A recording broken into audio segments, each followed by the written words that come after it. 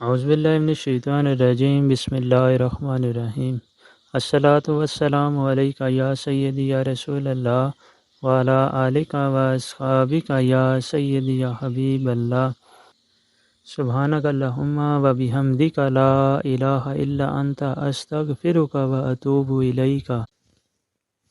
امام عبد الوہاب قطب شیرانی قدس سرۃ النور لکھتے ہیں کہ اخلاص، شرط و آداب اور تدبر معنی کے ساتھ ہر روز اس کثرت سے درود شریف کا ورد کیا جائے کہ رذائل سے پاک ہو کر نبی کریم صلی اللہ علیہ وآلہ وسلم کے مشاہدے کا مقام حاصل ہو جائے۔ یعنی آپ فرماتے ہیں کہ اس اخلاص اور آداب کے ساتھ درود شریف معنی کو سمجھتے ہوئے اگر ورد کیا جائے تو نبی کریم صلی اللہ علیہ وآلہ وسلم کی حالت بیداری میں زیارت نصیب ہو جائے۔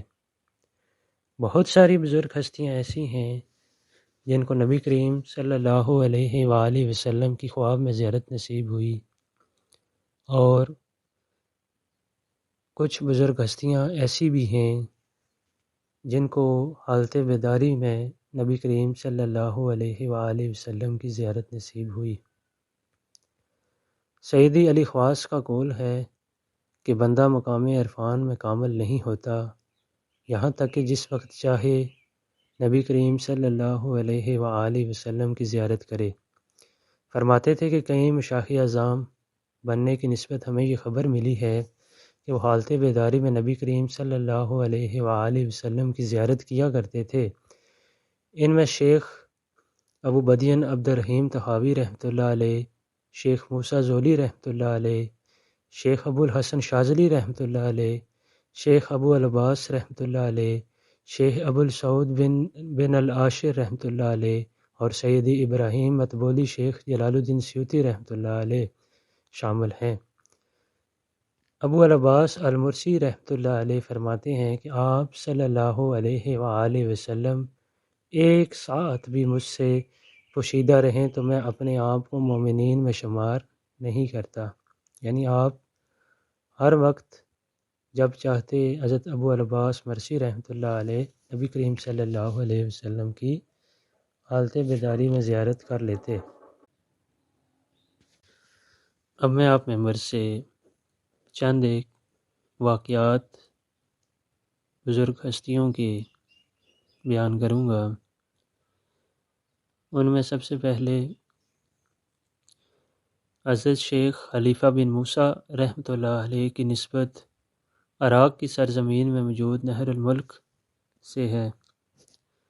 آپ جلیل القدر بزرگ بلند و مرتبہ شخص شیخ طریقت تھے اور بکثرت حضور نبی کریم صلی اللہ علیہ وآلہ وسلم کی زیارت بابرکت سے مشرف ہونے والے تھے۔ ایک دفعہ ایک رات میں 17 مرتبہ زیارت سے مشرف ہوئے۔ حضور نبی کریم صلی اللہ علیہ وآلہ وسلم نے فرمایا، اے خلیفہ بے قرار و بے چین نہ ہو، بہت سے اولیاء میرے دیدار کی حسرت لیے فوت ہو گئے۔ پھر آپ صلی اللہ علیہ وآلہ وسلم نے انہیں ایک استغفار سکھائی۔ ان کی کرامت تھی کہ وہ سوتے جاگتے حالت بیداری میں نبی کریم صلی اللہ علیہ وآلہ وسلم کی زیارت کیا کرتے تھے۔ وصال کے وقت آپ کی زبان پر تشہد اور کلمہ لا الہ الا اللہ کا ورد جاری تھا۔ فرمانے لگے، میرے آپ صلی اللہ علیہ وآلہ وسلم میرے سامنے تشریف فرما ہیں۔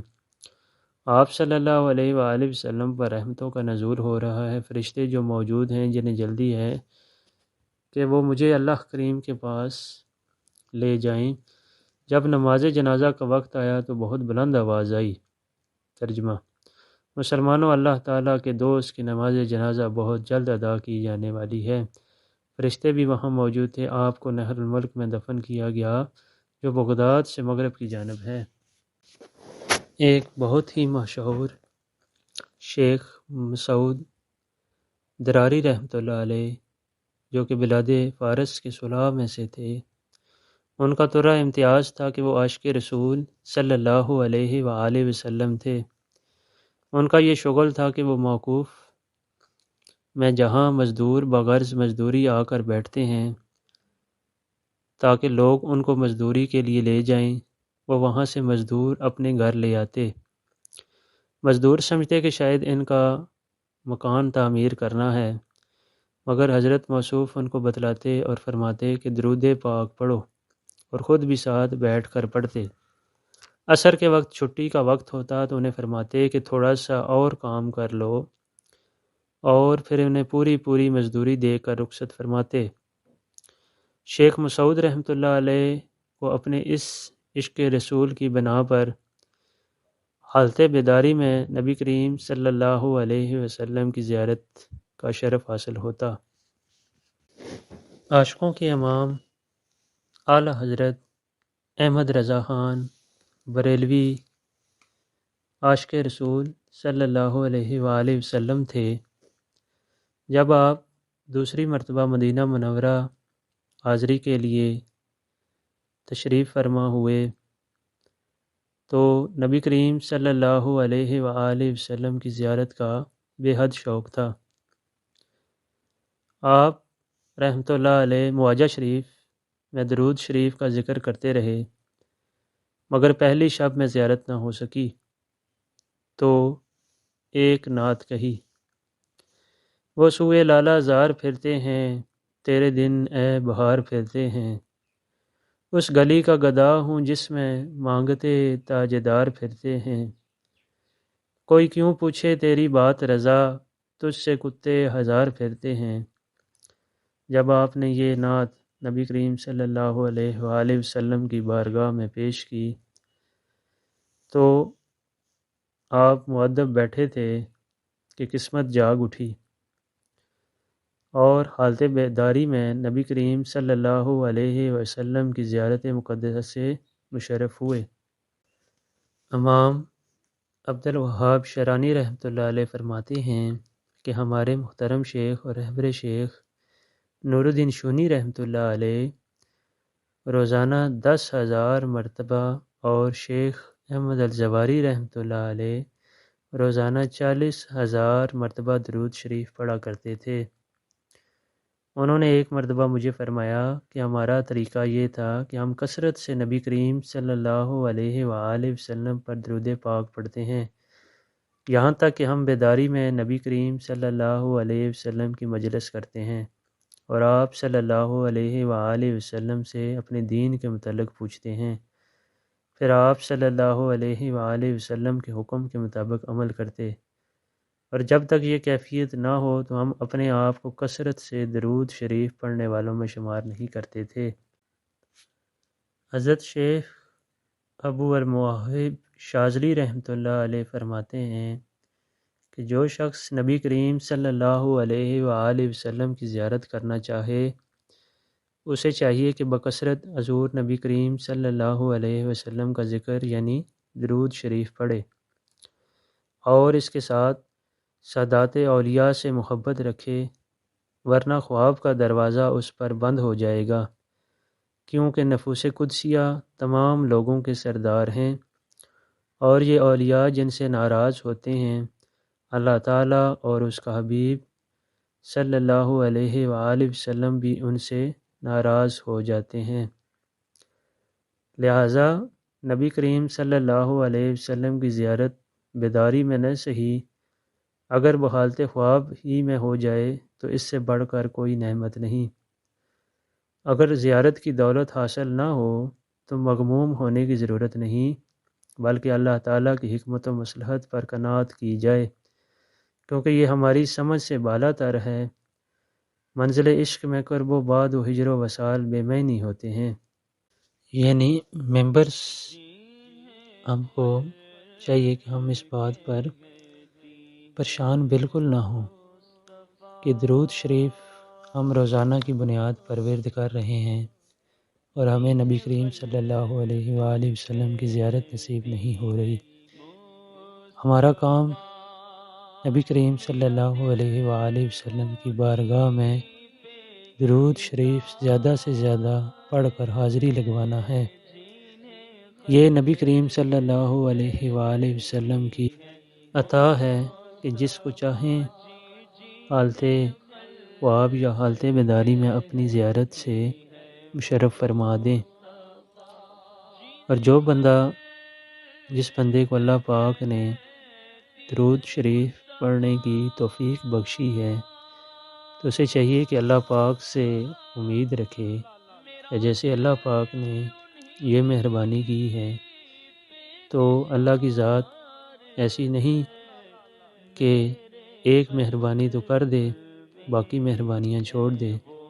جب اللہ کی ذات مہربان ہوتی ہے تو اس کی کوئی انتہا نہیں۔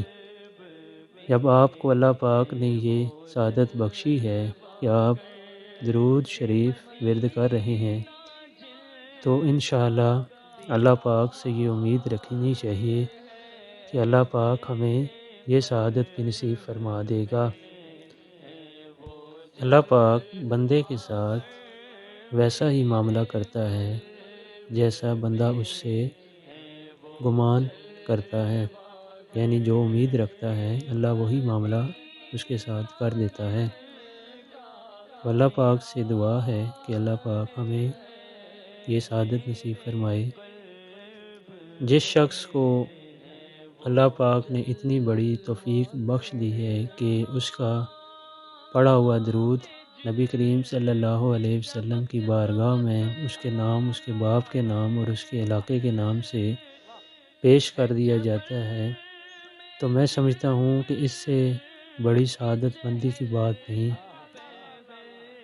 آپ خود دیکھ لیں کہ اللہ پاک نے کتنے ہی لوگوں کو یہ توفیق بخشی ہوئی ہے۔ جب آپ اپنے ارد گرد دیکھیں گے تو یقیناً آپ اللہ پاک کا شکر ادا کریں گے کہ یا اللہ پاک تیرا شکر ہے کہ تو نے ہمیں درود شریف پڑھنے کی توفیق تو بخشی ہے۔ اس سے اللہ پاک آپ کے درود شریف پڑھنے کی تعداد میں اور آپ کے مزید آپ کو اس سے روحانی اور جسمانی برکات حاصل ہوں گی کہ اللہ پاک قرآن پاک میں فرماتا ہے کہ اگر تم میرا شکر ادا کرو گے تو میں تمہیں اور زیادہ دوں گا۔